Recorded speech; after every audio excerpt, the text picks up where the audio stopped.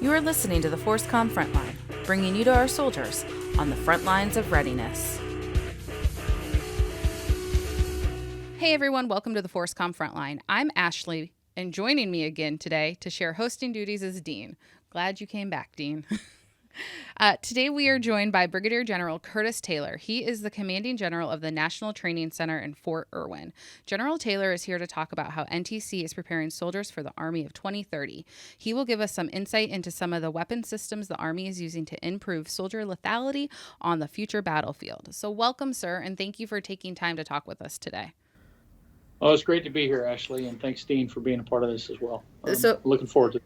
So I had to call in Dean kind of as my backup because I feel like some of these topics I might not be fully smart enough, and I think Dean has a little bit more experience to help me out. Yeah, off the record, most of the answers, though.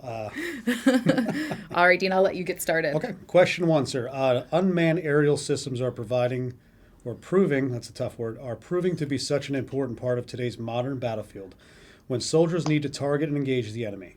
Drones are the all-seeing eyes for our troops. Take us back to beginning with the UAS. Give us a bit of history about when they were added to the Army's war-fighting toolbox and their use by the outforward NTC. Yeah, well, we've been messing around with unmanned aerial systems for a long, long time. I mean, you can go all the way back to 1850 and, the wars in Europe and look at examples where balloons were used with explosives on them. There were some, very modest attempts to use heavier than aircraft during World War I in an unmanned capacity. But our first attempt at an actual drone inside the U.S. Army was actually during the Korean War. This should just give you a sense of how far back this goes. And it was developed inside our Navy as envisioned as a possible anti-submarine capability to have these small drones that could launch off ships and detect submarines in the surrounding water. But it was really 2001 and the attacks on 9/11 and this when we got launched into this persistent counterinsurgency operation, first in Afghanistan and then Iraq, that drove the use of these capabilities. And it's been about the issue has been, can we drive decision quality information to the warfighter in a timely manner? And so in World War I, you needed to do that in a span of days. And so we would use balloons and we would have spotters who would identify enemy locations and then they would come back and report those in a matter of days to operational units who would then exploit that. And that time has collapsed more and more to where now we measure that time in seconds. And so the drone is nothing new to warfare, but it's not a wonder weapon. Just like the tank in World War II was not a wonder weapon. It's not solely going to win a battle, but it's going to come down to the side that best interprets its capability, that breaks with their existing culture and their existing way of warfighting, and employs that capability as an integral part of the combined arms team that's going to succeed in the next fight. And so, the analogy, the old tried analogy of that kind of thinking is the Blitzkrieg in 1940 when Germany invaded France, and we saw the mass use of armor, which was a break against current paradigm and current thinking at that time. But again, it was the ability of the Germans to employ that weapon system, the amount of protective firepower created by armored systems, as part of the combined arms team that made the tank effective in World War II. We think that same pattern, in some ways, is repeating itself in the future of warfare as we employ these drones as part of a combined arms team. But that requires us to change our culture. It requires us to think differently about warfare. And one of the ways we do that is here at the National Training Center by presenting units that rotate through here with the cold, hard reality of the way we think our adversary is going to use these systems. So let me back you up a little bit on NTC history. So in 1973, we had, of course, been in a very long conflict in Vietnam, very focused on counterinsurgency, and we watched overseas as large-scale combat operations played out in the Yom Kippur War in 1973. And the Army learned a lot for that. That was really a wake-up call for our Army. We realized that our doctrine had not evolved sufficiently since World War II and was out of date, that our weapon systems had not modernized, and that we weren't training at the scale and complexity that we needed to for modern warfare. We noticed, for example, that the anti-tank guided munitions were far more lethal than any of us had anticipated. So tank-on-tank engagements or mounted platform engagements between the Arab armies that participated in that conflict and the Israelis who were defending were far more lethal than they were in World War II, due in large part to the addition of new and novel capabilities. So the Army went back and said, okay, we got to rethink. They changed our doctrine. We moved from active defense to air-land battle. We created a Big 5 weapon system program. We modernized a lot of our equipment. But in my view, and I'm obviously parochial on this, the most important innovation we got out of that period of transformation after the Yom Kippur War was a fundamental change in the way we train and certify units for combat operations through the creation of the National Training Center and then ultimately the Joint Readiness Training Center and now JMRC as well.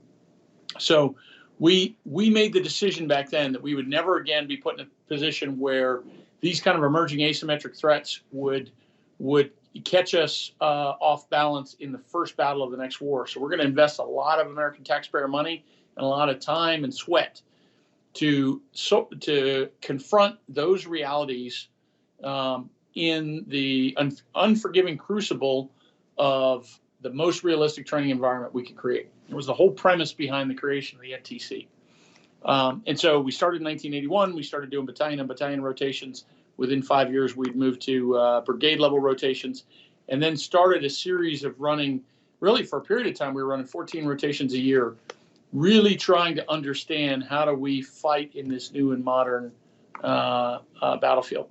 And the result was Desert Storm, one of the most successful combined arms operations in history. 12 years later, we continued that attack and invaded Iraq and seized the city of Baghdad in 21 days, which most people would mark as a very, very successful combined arms operation. We did that because of the investment we made at NTC. Let me get back to my point about drones. I'm getting there. Just bear with me. So the NTC was created to prevent that strategic surprise, to create an environment where we would be confronted, like I said, with that cold reality of what is emerging on the battlefield.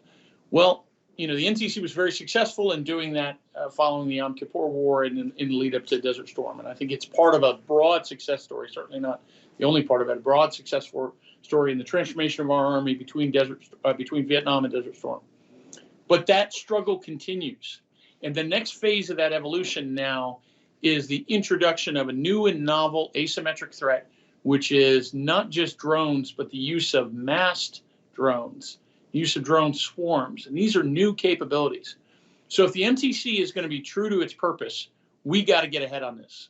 And we got to take this seriously. And that's exactly what we're doing here. We are making a huge investment here at the National Training Center to present units that come to NTC with what we believe is a plausible threat that we believe current threat actors and competitors can field today that will attack them both with kind of your persistent stare, long duration loitering UASs like the Gray Eagle and some of those systems like we see with the TB2, which is a Turkish drone, but also with drone swarms that can attack in mass, can hit multiple targets simultaneously, and can serve as an effective part of a maneuver commander's combined arms fight. So if you come to NTC, you're going to see a lot of enemy drones, and you're going to have to learn to adapt to that environment. Here at the NTC, you're going to have to learn to disperse your forces, to mask your command posts and your high-value targets so they look like everything else on the battlefield. So I can't easily pick out what's more valuable than anything else. You're going to have to learn how to lower your emission signals so you can't be picked up so easily. And then you're going to have to learn how to confront, when you've got 40 drones flying overhead, what do? You shoot at one of them, well, the other 39 are going to see you and kill you.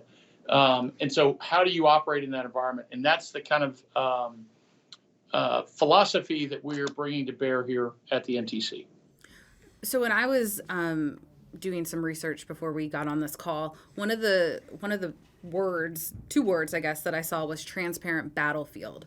So can you talk a little bit about how the drones and UASs are helping with that? Yeah. So this is just a part of a larger trend. So we're seeing, obviously, the rapid growth of pervasive surveillance in all public spaces, right? Whether you're, you just look at the example of the bombing that took place at the Boston Marathon, a terrorist attack in a large crowded environment, and within hours, the Boston police had literally an abundance of video footage that helped them identify the likely assailant, their direction of travel, and was able to put together a pretty rock solid case of who had been involved. I mean, they could track this young man's movement throughout the day just because he had operated in an environment of pervasive surveillance. There's so many opportunities to see him. So what is happening in the law enforcement community is also happening on the battlefield. Is we now have so many ways to track tactical and timely information that's relevant to battalion and brigade commanders, very specific information. How many vehicles have crossed the bridge, for example, would be the kind of information that a battalion commander would want to know. And to track that with a variety of sensors, both space-based, electronic warfare, UAVs, and then just social media. And so we recognize that presents a new threat and a new capability that our adversaries can develop for relatively low cost. So let me talk first about the satellite capabilities. 12 years ago, when I was serving as a commander in Afghanistan, I would get satellite imagery that would come on a daily basis. I could request it. It was very classified. You had to request it a certain amount of time, and it would provide you some information that was generally fairly dated, but could be fairly accurate in its resolution. That technology now is available on the internet. And so we are seeing the proliferation of commercial low Earth orbit satellites has fundamentally changed adversary capabilities. They now have, for a relatively reasonable amount of funds, can have access to state-like surveillance capabilities. And so we use that in the OP4. The OP4 has a relationship with a number of companies like Planet Labs, Maxar, ISI, ISI is one of them, and a couple other companies that routinely fly satellites over California. And they may be on their way to take pictures of cornfields in Iowa as part of some agricultural study.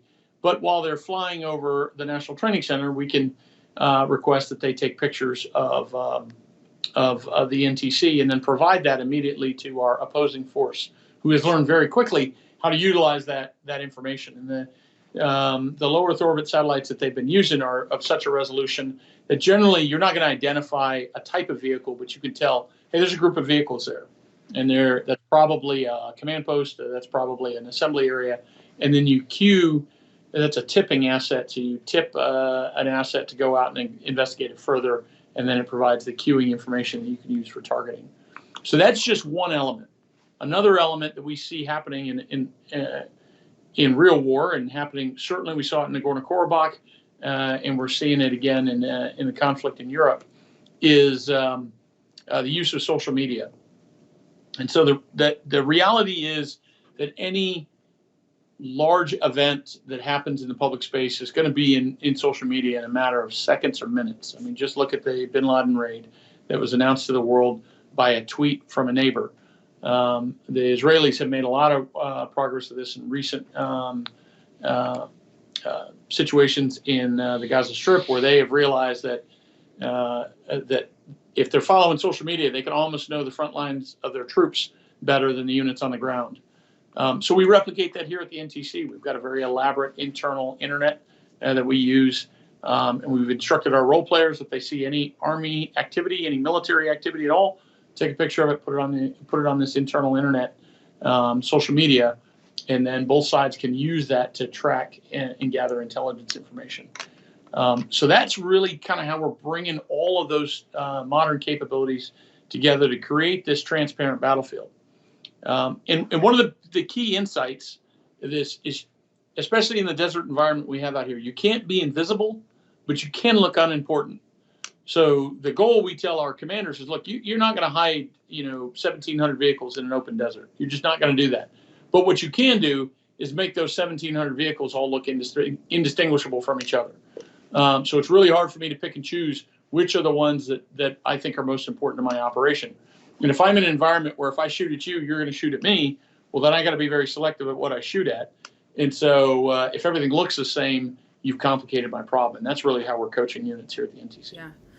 So you've talked a lot about, drones and things in the sky.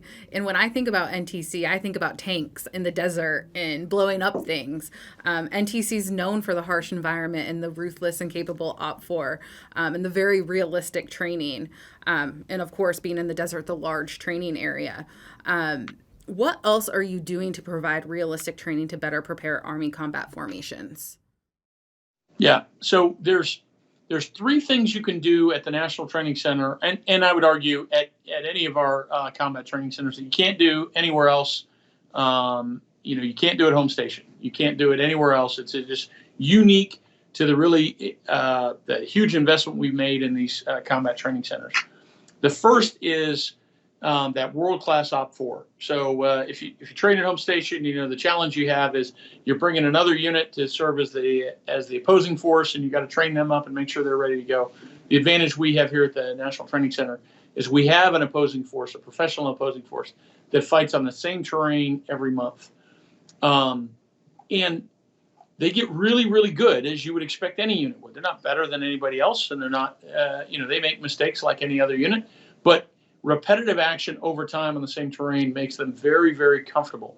And as a result of that repetitive action, because they get good at defending a particular mountain pass here at the NTC, they have the bandwidth for innovation that you don't necessarily see in other units. When, a lot of other units are doing things for the first time, every time they go out to the field, it's a new team that's just been created. Well, the OPFOR has done it 6 times, let's say, or 8 times in a year or whatever. So they're very comfortable with that, and so they have opportunity for innovation. So because we've got this world-class OPFOR here, we've got an opportunity to iterate and innovate in the OPFOR in ways that I don't think we can do in other formations in our Army, because they do it over and over again. Let me give you a great example of that. So we gave the OPFOR a bunch of drones. We gave them a 3D printer. That was a separate initiative that the Army's doing to help create 3D printing capability. And we said, see what you can do with these things. Well, the first time they used the drones, they printed these little bomblets that replicated to be grenades. They went out and dropped grenades on the unit as it was attacking. The second time they did it, they got a little bit more creative, and they realized that the Army has a particular way for breaching an obstacle. They'll breach the obstacle, and then they'll mark the lane, and then a unit will try to penetrate that lane and set up security on the far side. So they hit upon the idea that instead of printing bomblets, we'll print landmines. And so they waited for the unit to create that penetration, to open up that breach lane. The unit went out and duly marked it like the doctrine requires that they should. And then the OPFOR launches a drone swarm to reseed the lane right as the unit was coming through. That's the kind of creativity that our young soldiers bring to bear when you have that world-class OPFOR that operates time and time again in the same terrain. They've got the cognitive bandwidth. They've got the freedom of action. They've got the habits to enable them to innovate. That's the first thing. The second thing we get out here at a CTC, a dirt CTC, is we have the infrastructure to replicate both the fires and the electronic warfare fight, and that's really, really hard. In a typical training event, you have a couple folks in a Humvee or whatever with some smoke and some artillery simulators who drive around and replicate the effects of artillery. But I'll tell you, doing that in a realistic and practical way is really, really difficult to do. And we're able to replicate that here because we've got a fairly large infrastructure. We spend a lot of time making sure that's precise. But I think what we've seen in the last 2 years, just how important fires are to the future of warfare. And so we have the opportunity to replicate that here. We can also, because of our remote location, replicate that electronic warfare spectrum. And we can do things out here. We can jam GPS. We can jam a bunch of frequencies. We can do things here in the middle of the Mojave Desert that you just can't do within proximity to a major population center. And then the last thing we can do here that you can't do anywhere else is the brigade live fire. So the National Training Center and to some degree JRTC have the capability to really stress every system of a brigade in a live conditions where we're shooting live bullets in a way that you just can't do at other camps, posts, and stations. And what we've learned, there's a phrase that we use all the time out here at the NTC, is if you can't do it live, you can't do it. We see a lot of confidence, particularly in our artillery systems. Great example. So over the course of the rotation, the unit will get really good at shooting, and they'll bring down their firing time and their processing time and their accuracy, and all that improves. And then we take away the miles and we give them live bullets. And all of a sudden, everything slows down again. And then you see over time that improves rather quickly. But doing it live is very different and very difficult.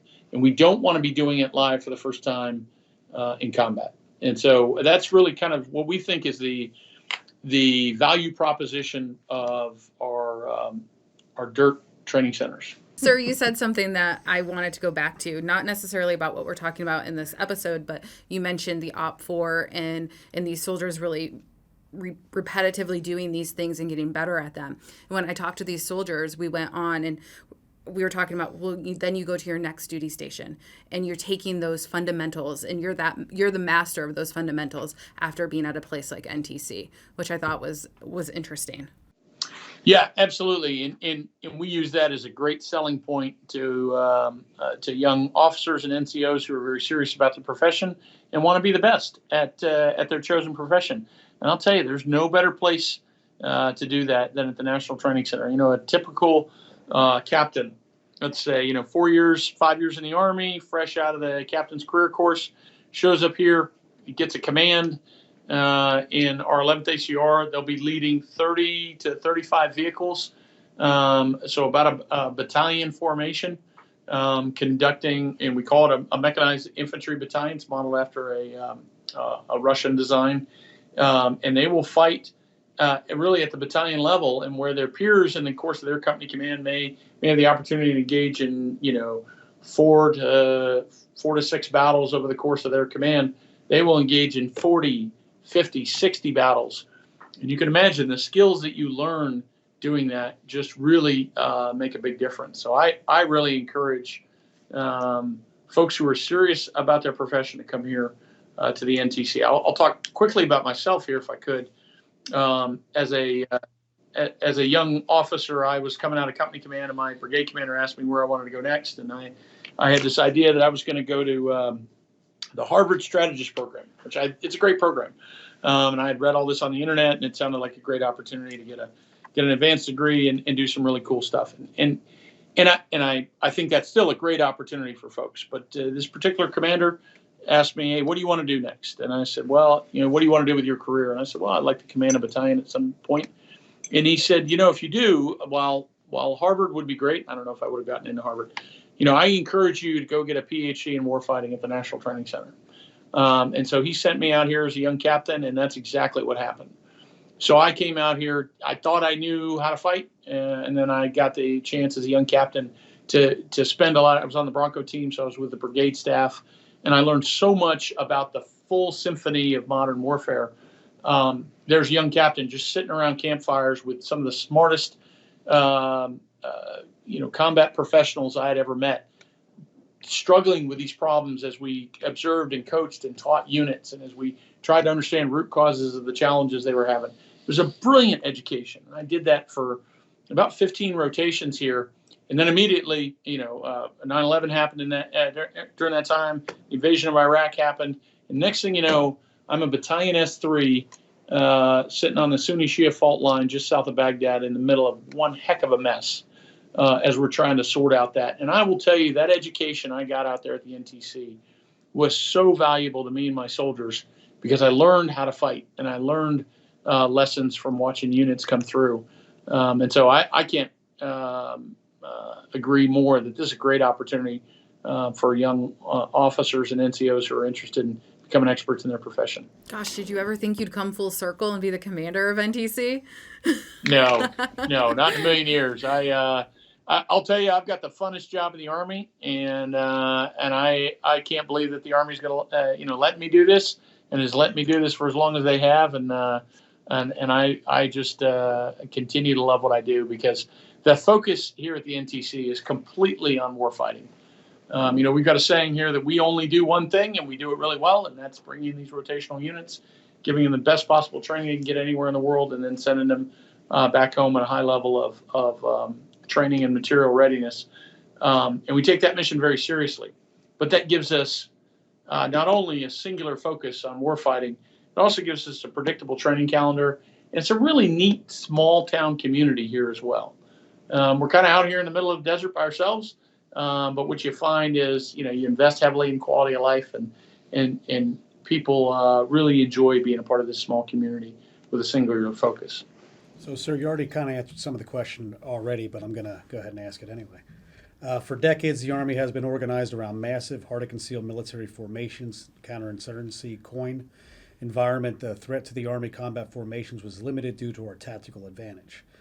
Now that we're training for a near-peer adversary, what threat must leaders be aware of, and how are you providing the training at the NTC? I know you already explained a lot of it before, sir, but I just want to get a chance to talk. Yeah, sorry. Got a lot to talk about here. This is a great question. So we've already covered the transparent battlefield. That is the reality. And anywhere we go on any future battlefield, we have to accept the reality that we will be seen and detected in so many different spectrum, the visible being the most obvious, but also in the EW spectrum, social media, low Earth orbit satellites, and just anybody with a cell phone who wants to make a few bucks can provide timely and tactical intel on our locations. So that changes the way we organize. You can't afford to have these large, massive collections of vehicles that are tightly packed to reduce the perimeter, to limit the amount of space you need to secure, to have that tight perimeter, because you got to secure them from the sky as well. And you've got an enemy that's got very capable artillery systems, so you can't park all your fuelers in a line. You need to dig again. We've got to get back to digging to provide survivability to our soldiers. We need to think about dispersion. We can no longer afford to have critical assets just tucked in right in behind the front lines, where they're easy to react to unforeseen circumstances. And so there's a lot of things we got to do differently as we think about this. The other thing is, that we published FM30, the Army did, this last month. That's a sea change in our Army. Just like the move from active defense to airland battle, the transition to multi-domain operations is not a future concept, but today's doctrine is a change in the way we operate. And we are embracing that here at the National Training Center. And there's a couple big things that we're doing. First, the FM30 clearly states that the principal tactical formation in the Army is the division, where we had for a long time really been a brigade-centric Army. We're moving to a division-centric Army. And so what does that mean for the NTC? Well, our role is still to train battalions and brigades, and nothing's going to change that. But to do that effectively in multi-domain operations, I got to create a RAP that really replicates that division. When I had the privilege to be a brigade commander at the NTC, the folks that replicated my division headquarters above me basically chopped up some assets, gave me my stuff, and said, get from one end of the box to the other in the next 14 days. And I had a lot of autonomy over where I fought, how the pace that I wanted to fight. In fact, that was part of the decision-making that I was being evaluated on, is, when I would choose to attack, when I would choose to pause. Well, MDO says, this is all part of a core fight and really a theater fight. And you, brigade commander, can't just pick and choose when you're going to fight. We got to create conditions for you, because there's a pretty robust air defense network that you're dealing with now that you don't have the capability to take down. There's massive artillery capabilities that your adversary has that you don't have the capability to take down. So you can only attack and you can only conduct certain operations when your higher headquarters sets those conditions for you. So we're going to tell you when those windows are, and you got to act during those windows. So it may be highly inconvenient for you to conduct a major operation on, let's say, Tuesday night, and you may feel like you would be better postured to do that on Wednesday morning. But the division and the corps are setting the conditions for Tuesday night, and the brigades on your flanks and the division across the river and all those are all tied to that condition setting. And so you got to figure it out, brigade commander, and you got to get through that. You got to attack when those conditions are being set. That's a different mindset. And we got to change that here at the NTC. I know JRTC is doing something very similar to us in that. Oh, sorry. Go ahead. I was going to No, say changing that mindset and changing that culture. How are you working to do that? And I mean, is it difficult to change that? Well, the good news about the National Training Center is we can create, the environment, and so we can create the conditions that require that adaptation. That's the whole premise of the National Training Center. Is our job is to visualize what tomorrow's fight will look like, and make sure we're as loyal to that vision as we possibly can, so that we present commanders with that threat, and then they've got to adapt to it. And what we find is, we're all a lot more agile than we give ourselves credit for when you're presented with that kind of environment. We've got to make sure that environment is understood ahead of time, and then it's accurately replicated. Okay. So we are running out of time, but I want to get in one more question. An NTC rotation requires significant planning beforehand, and there are multiple segments that must come together to provide realistic scenarios for soldiers. How are some of these new technologies being used during rotations, and do they increase our soldier lethality? Yeah, the NTC rotation is intended to be a culmination of a pretty detailed training program that, for most units lasts anywhere from 12 to 18 months. Now, with the realities of all the other things we're asking our units to do, and many times that is compressed. What we are really focused on here is making sure they meet the appropriate gates to build.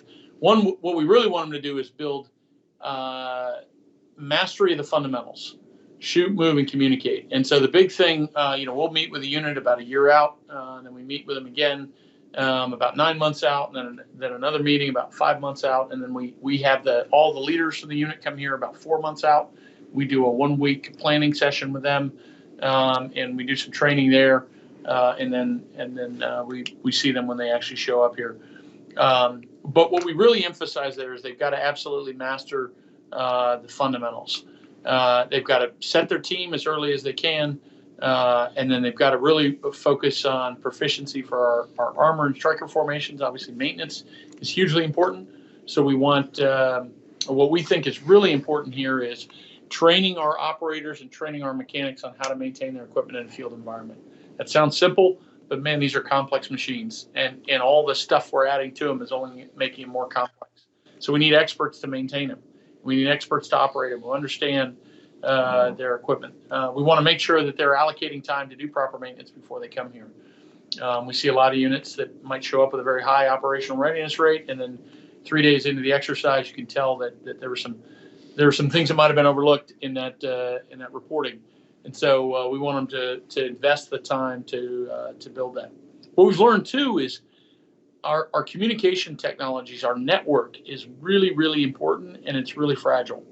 And so units have to invest the training ahead of time to make sure they have a resilient network to communicate.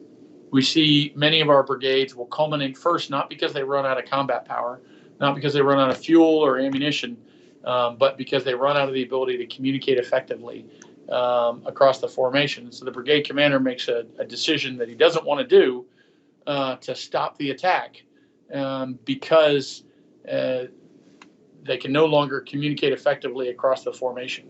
So one of the biggest ways you could extend the endurance of a brigade here is by really investing ahead of time in making sure that network is resilient and survivable. I haven't really hit the point of increased lethality, but I think there's so much we can do to make sure the systems we have are working properly before we come out here and make sure we've got those fundamentals. Another thing I'll highlight real quick is our command posts and our trains. So, it's easy. It is simple, not easy. It is simple to train an infantry, an armor, or an artillery company formation. Fairly straightforward. We know what's required. It is a simple process. Requires a lot of work, and it can be difficult, but it is relatively straightforward. What is far more complex is training our command posts and our sustainment assets, because it's just hard to replicate the environment that they'll operate in. And so we encourage units at home station to really invest in those toxin trains and focus on building resilient sustainment systems that can operate in a combat environment, and command posts that can fight both degraded when the enemy's really out to get you, or can operate effectively in a more permissive environment. All right, sir. I think I'll let you talk again. Yeah, with kind of running out on us. Is there anything else you think maybe we missed that you wanted to touch on real quick? Oh, I've covered quite a bit there. You got me rolling, so I apologize. You were rolling, sir. For my It's so comments. interesting, though. Yeah. Yeah. I would just say that we are in a unique inflection point in our history. I don't believe history repeats itself, but you could definitely see patterns that are similar to the Army's transformation after Vietnam, after observing a foreign war that made it clear to us how much large-scale combat operations had evolved while we were focusing on counterinsurgency, and then we had a generation of innovators who came in the late 70s, mid 70s really, and reinvented so much of the way we thought about warfare. And they did it because they were looking towards the future. They were understanding the role, the changing role and the changing character of warfare. What I think is the most important of those innovations was the creation of our combat training centers, the NTC being the largest of those. And that process is happening again in many ways. And so this is a time for the National Training Center to adapt as we come out of a period of extending counterinsurgency, as we observe a large-scale combat operation playing out in Europe, and as we adapt to new technologies that are coming online. The NTC has got to adapt so that we can create that realistic environment of what the future warfare will look like, so that our Army will continue to adapt and prepare for it. Absolutely. That's awesome. Yeah. All right, sir. Well, I know we have taken probably more than enough time of yours. I know you're busy, but we do appreciate you taking the time to talk with us. I thought that this was super interesting. I learned a lot more about NTC, things I never knew. So I think that's awesome, and I'm sure that our listeners are learning some new stuff as well. So again, I appreciate you taking the time to talk with us. We appreciate it, sir. Thank you very much. Well, Ashley and Dean, thank you so much for your time, and it's a privilege to be able to talk about this. And again, I got the funnest job in the Army, and I love what I'm doing, and I appreciate you taking the time to listen. That's awesome. Thank you, sir.